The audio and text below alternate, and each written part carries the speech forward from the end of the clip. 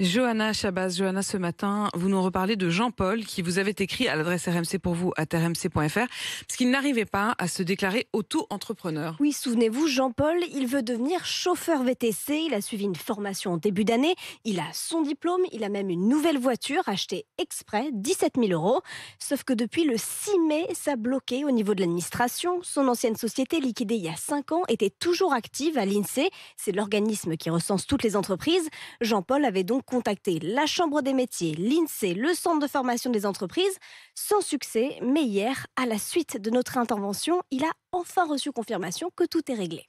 Je vais pouvoir enfin travailler, gagner un peu d'argent plutôt que d'en perdre, parce qu'actuellement c'est ce qui se passait. Depuis 2 mois, j'avais investi et donc je perdais de l'argent. Et j'ai hâte de transporter des clients sur Lyon. Je vais pouvoir mettre du beurre dans les épinards. Non, mais c'est vrai que quand on a un projet à cœur et qu'on se lance dedans et qu'on est freiné comme ça pour des bêtises, en fait, c'est un peu navrant. Il faudrait vraiment que l'administration joue son rôle de service public et être au service du public. D'ailleurs, honnêtement, si vous n'étiez pas intervenu, je ne sais pas comment je m'en serais sorti, quoi. Parce qu'il faut quand même raconter les coulisses, Johanna. Vous avez souvent des dossiers compliqués, des enquêtes sensibles, mais là, c'était particulièrement difficile d'obtenir une réponse. Et on pensait vraiment pas que ce serait aussi compliqué. Avec Anne-Livia Tolinky et Marie Dupin, on s'est retrouvés face au mur de l'administration. La Chambre des métiers a renvoyé la balle à l'INSEE qui nous a redirigés vers la Chambre des métiers.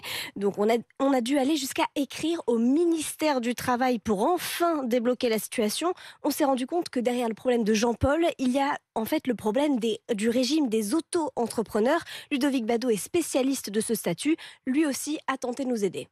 Jean-Paul, à la base, c'est quand même pas un novice. Il a eu plusieurs activités entrepreneuriales, donc il sait comment ça marche. C'est pas normal que lui galère. Et si Jean-Paul galère, tout le monde peut galérer.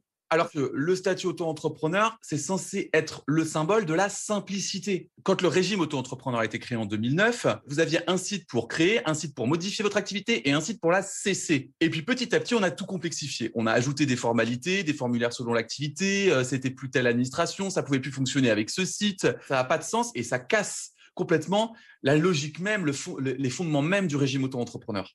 Et ce que demandent les auto-entrepreneurs aujourd'hui, c'est la simplification de toutes ces démarches, qu'il n'y ait plus autant d'interlocuteurs. La Fédération des auto-entrepreneurs et son président Grégoire Leclerc aimeraient par exemple que ce soit l'URSSAF qui centralise tout. Et ça fait écho à ce dossier dont vous nous aviez parlé cette semaine, Nicolas Poincaré, qui est le rapport de la défenseuse des droits, qui dit qu'au fond, l'administration, vous avez parlé à l'instant du mur de l'administration, que l'administration est extrêmement compliquée à joindre, que c'est toujours difficile désormais d'obtenir un être humain, tout simplement, au téléphone. Et elle a considéré que c'était suffisamment grave pour en faire un problème majeur et dire qu'il y a aujourd'hui un risque de divorce entre les administrés et l'administration en France. Elle a tiré le signal d'alarme. Elle aurait pu vous appeler en fait, Johanna.